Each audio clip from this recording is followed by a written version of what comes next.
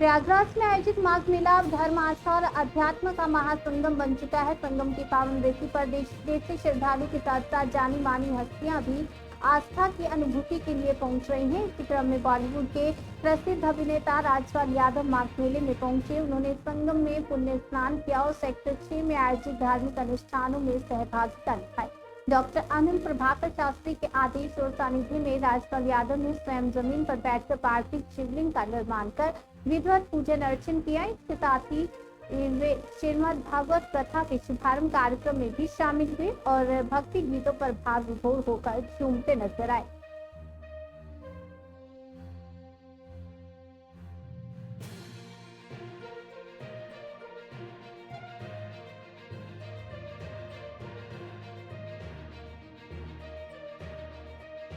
रहे हैं ये ना आस्था नहीं, ये श्रद्धा की पराकाष्ठा है। और जब भी जियो तो पराकाष्ठा में जियो।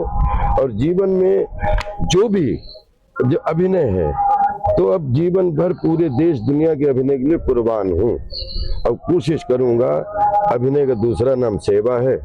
जहां मिले तो गहना बन के मिले, गहना बन के देखें, गहना बन के सुने और जब भी लगने का मौका मिले तो माथे का तिलक बन के दिए। आखिरी सवाल है कि अब राजपाल जी किस अंदाज में लोगों को हंसाने आ रहे हैं? बहुत बढ़िया। अभी जो कोरोना के बाद में फर्स्ट लॉकडाउन, सेकेंड लॉकडाउन, फिर 2022 में सिनेमा धीरे धीरे आया और पिछले 2-2.5 साल में अब जो सिनेमा मूव कर रहा है तो अगले 10-15 साल आप समझिए सिनेमा का स्वर्णिम युग आने वाला है, जिसमें 2000 करोड़ की फिल्म बन रही है, 4000 करोड़ की फिल्म बन रही है तो अनाउंस हो चुकी।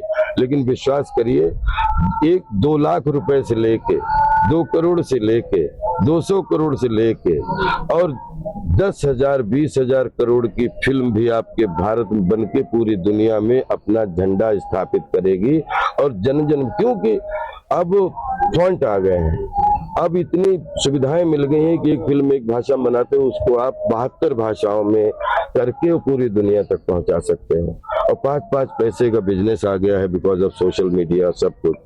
तो कैपिटल अब तो एआई का जमाना है, एआई का हमेशा सदुपयोग करें और अपने मिशन के लिए उपयोग करें तो ये आपके लिए औषधि का काम करेगी।